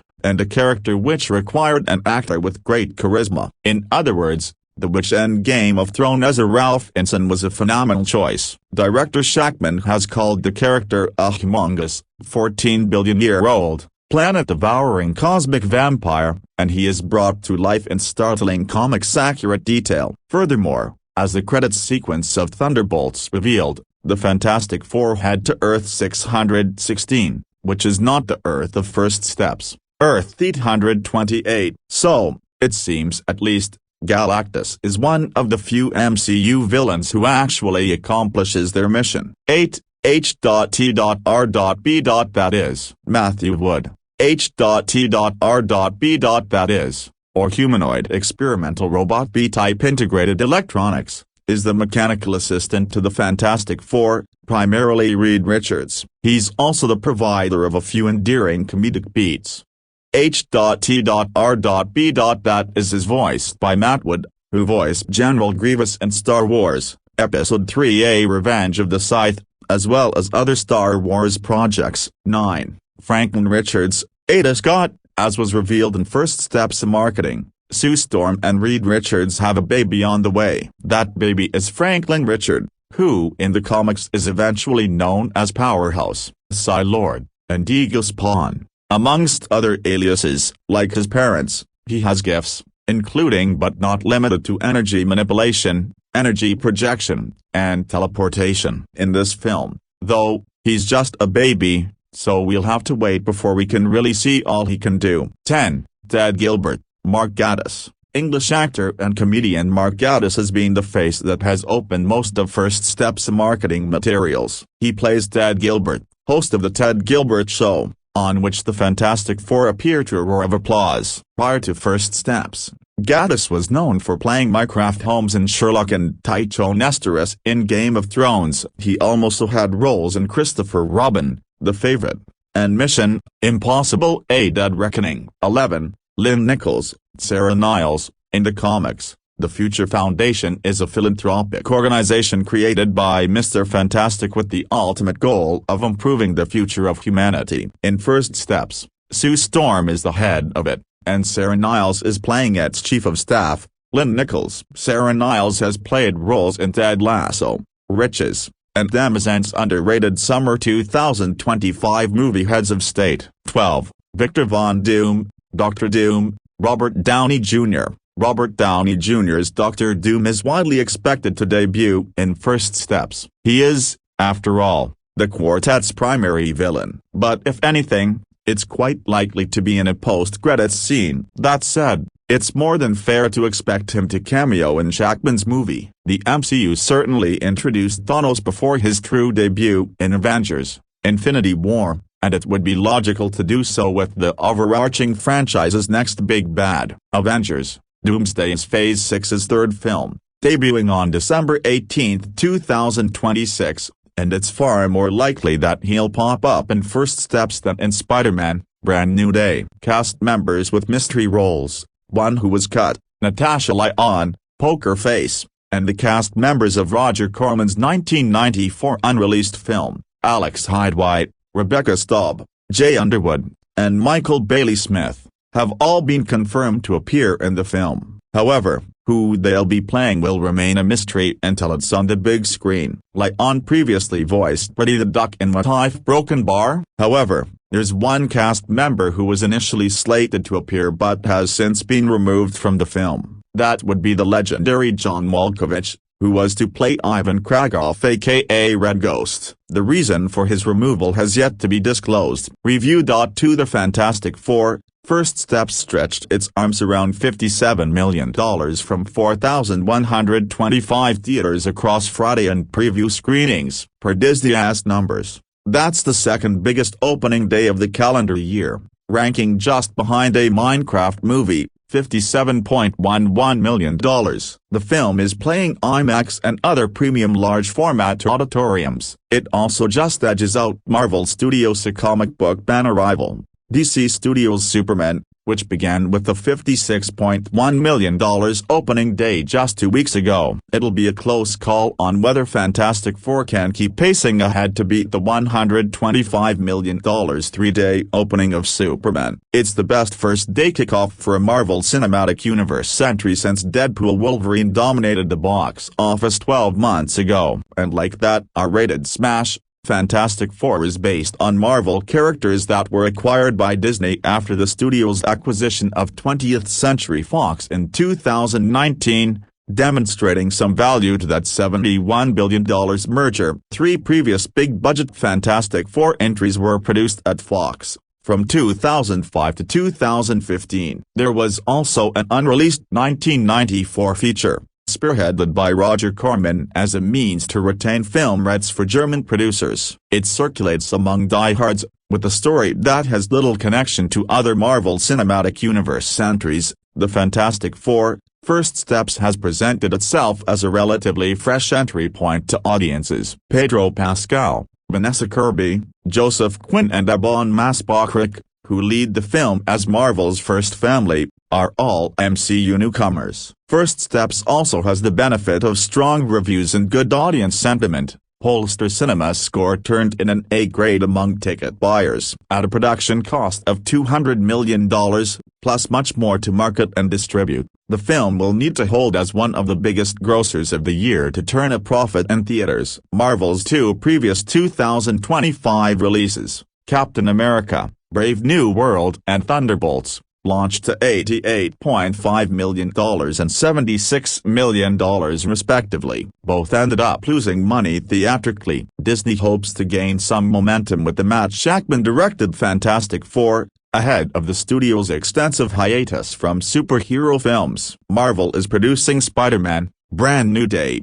the fourth Tom Holland-led entry set to release July 2026. But Sony is distributing that film. Disney will have nearly a year and a half to plan for its next MCU installment, the mega team-up Avengers: Doomsday, set for December 2026. Second place goes to Warner Bros. Superman, which added $7.1 million on Friday. It's down 57% from its daily total a week ago, now competing with a newer superhero spectacle. The cinematic universe rebooter should fly to a $289 million domestic total after its third weekend, which will put it ahead of Sinners, $278 million, to have it rank as the fourth highest-grossing North American release of the year. Universal's Jurassic World Rebirth is sliding to third in its fourth weekend, adding another $3.6 million on Friday. The seventh entry in the dinosaur series is projecting $13 million for its fourth weekend, which would be another good hold at a 45% drop. Total domestic gross is expected to pass $301 million through Sunday, only the third release of 2025 to get into the triple hundreds. Fourth looks to go to F1. Warner Brothers' release of Apple Studios' racing thriller added $1.8 million Friday, down just 37% from its daily total a week ago. At a production cost of $250 million, theatrical profitability is a questionable prospect at best for the Brad Pitt-led feature, but it has put up strong holds since debuting a month ago. The film looks to hit a $165 million domestic total through Sunday. Paramount's IP revival Smurfs rounds out the top five, adding $1.72 million on Friday and projecting $5.6 million for its second weekend. After a low opening, that's a 49% second weekend drop, showing some relative staying power as the only new animated offering to families. Domestic total will hit $22.9 million through the first 10 days, a disappointing result against a $58 million production budget. Review.3 While it may be too concise at times and lacking in depth, The Fantastic Four: First Steps shines with its retro-stylish setting, strong family dynamics, and excellent casting. After three lackluster attempts to bring Marvel's first family to our screens, this week Marvel Studios releases The Fantastic Four: First Steps. With its all-star cast, gorgeous retro 60s futuristic setting, family-focused narrative, and bombastic soundtrack, the film appears to be on course to deliver the first comic book-accurate interpretation. With WandaVision's Matt Shakman behind the camera, the film is on course to banish superhero fatigue once and for all and deliver the movie the fans crave. But can the director truly bring it all together? Or is the Fantastic Four doomed to repeat the sins of the past? Fear not, Marvel fans, because the Fantastic Four: First Steps is a welcome return to form for the MCU. Although it's far too concise for its own good and occasionally lacks depth, the film excels with its retro-stylistic setting, family dynamic, and brilliant casting. Michael Giacchino's expertly crafted score transcends time to deliver a truly exceptional and wonderfully contemporary throwback soundtrack, and the cinematography ensures the film is one of the richest, visually stunning additions to the MCU. This is a way overdue fresh take on the Marvel Universe, and the film excels as a result. If this is the way Marvel produces movies in the future, fans can look forward to some incredible films moving along the assembly line. Marvel's first family is back. The plot set against the vibrant backdrop of a 1960s-inspired, retro-futuristic world. Marvel Studios' The Fantastic Four: First Steps introduces Marvel's first family: Reed Richards, Mr. Fantastic, Sue Storm, Invisible Woman, Johnny Storm, Human Torch, and Ben Grimm, the Thing, as they face their most daunting challenge yet. Marvel's first family. Despite its generalized synopsis, The Fantastic Four is a film about family. The decision to cast Pedro Pascal, Vanessa Kirby, Joseph Quinn, and Ebon Moss-Bachrach as Reed Richards, Mr. Fantastic, Sue Storm, Invisible Woman, Johnny Storm, Human Torch, and Ben Grimm, the Thing, respectively, has proven to be a masterstroke. Right from the opening moments, their chemistry is off the charts, and their rapport is instantly believable. More importantly, we are instantly invested in them. We support their heroic efforts, applaud their good deeds, and are more than willing to sustain the pedestal the people of Earth put them on. However, instead of being corny or cheesy, the family vibe is reflected by the characters. The Fantastic Four treat every member of the Earth as part of the family, and they are devoted to protecting us from any threat. This idyllic, peaceful world is wonderfully realized, revealing a world we would all love to live in. Retrofuturistic. This retrofuturistic world is a visual treat in its own right. As evidenced by the trailers, the aesthetic evokes a throwback to the 60s. Still, when you factor in technology like flying cars, levitating trains, and sleek skyscrapers, the world takes on a futuristic vibe. The balance shouldn't work on paper, but it delivers an experience unlike anything we've seen from Marvel before. Indeed, we have become accustomed to the traditional format and aesthetic of the MCU as we know it, but Fantastic Four throws the rulebook out of the window and delivers something vibrant, fresh, and breathtaking. The world is visually stunning and offers the audience something fresh and incredibly layered to explore. Even Mole Man's subterranea is explored in the film. Although his world is a subterranean landscape, the creative team behind the film has left no stone unturned to flesh out this world in rich and rewarding detail. Even many of the Fantastic Four's traditional enemies are featured,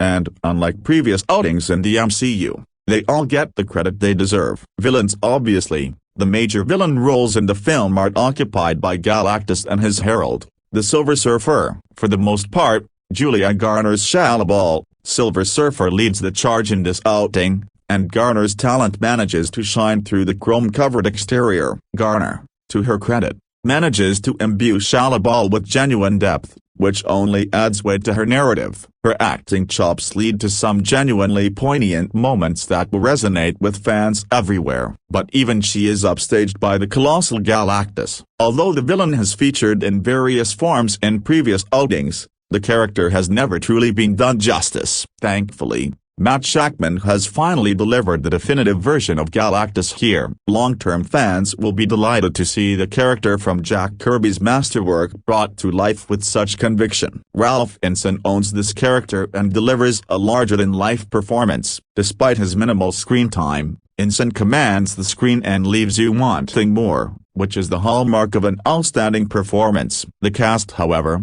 even the larger-than-life villains, cannot compete with Marvel's first family. When they were first announced, the casting of Pedro Pascal, Vanessa Kirby, Joseph Quinn, and Ebon Moss-Bachrach raised a few eyebrows, even from some die-hard fans. But thankfully, any concerns I had about them were banished within moments of the immersive opening 20 minutes. Every character is perfectly cast, and every one of the Fab Four brings their A-game here. Vanessa Kirby is easily the standout of the bunch, but that is purely down to her incredible screen presence. Ben and Johnny Pascal, Quinn, and Moss-Bachrach are equally colossal in the film, with the brilliantly crafted script by Josh Friedman, Eric Pearson, Jeff Kaplan, and Ian Springer. Each family member really gets their moment to shine. The dynamic between Johnny Storm and Ben Grimm is a standout feature, showcasing a relationship that feels wonderfully authentic and well-developed. The connection and camaraderie among the characters are the most attractive aspects of the film, especially emphasized when Sue Storm gives birth to a son. Paternal heroes. The relationships between Sue Storm and Reed Richards is a central focal point in the film. When their son is born, they must balance their responsibilities as heroes with their roles as parents, which leads to some compelling discussions between them. More than just typical parental figures, Richards and Storm are confronted with challenges that no parent should have to face. Yet they navigate these difficulties with remarkable grace. They confront the looming disaster head-on, not just as parents, but as a united family, with all four members of the Fantastic Four standing side by side. It is in these moments that the family is reaffirmed as the true leaders of the MCU. This is a family we can all rally behind and follow into the battle against Doctor Doom. And heaven help the Marvel supervillain if he upsets this team. Detractions. Sadly, the film isn't entirely flawless after all. No film is perfect, and the Fantastic Four: First Steps has its fair share of issues. Even though the film clocks in at an impressive 114 minutes, it is too concise for its own good. Once the film gains momentum, It never truly loses steam. However, the film manages to do Galactus a major disservice. Although Ralph Ineson delivers the definitive version of the character, the film spends very little time fleshing out his motives. By now, most Marvel fans are familiar with his origins, but the film fails to delve into them in any great detail. After their first encounter, we learn that Galactus is a month away from making landfall on Earth, but this time frame is skipped over in seconds. After investing every other character with such depth and conviction, the failure to devote more attention to Galactus feels disappointing, and the character feels undercooked as a result. The only other detraction in the film is the occasionally ropey CGI. For the most part, the computer-generated effects are flawless, but there are a few scenes where the effects are extremely unrefined. There is a sequence towards the film's finale, where Sue and Reed's child is carried through the streets, and the special effects are highly questionable. Not as bad as the baby in the microwave in The Flash, but it comes close. Michael Giacchino. Thankfully, the masterful soundtrack by Michael Giacchino makes up for any disappointment. Giacchino is now part of the furniture at Marvel, and his scores have become part of the fabric of the MCU. But for the Fantastic Four, the composer has delivered his finest Marvel score to date. More than just a soundtrack, Giacchino has crafted the sound of this world from the bottom up. From the retro television show themes to the lullaby H.T.R.B. that is sings to Baby Franklin, every aspect of this world has been furnished by Giacchino's music, and the results are spectacular. Overall, The Fantastic Four: First Steps is a spectacular return to form for Marvel Studios. From its incredible cast, to its stunning performances, the colossal soundtrack,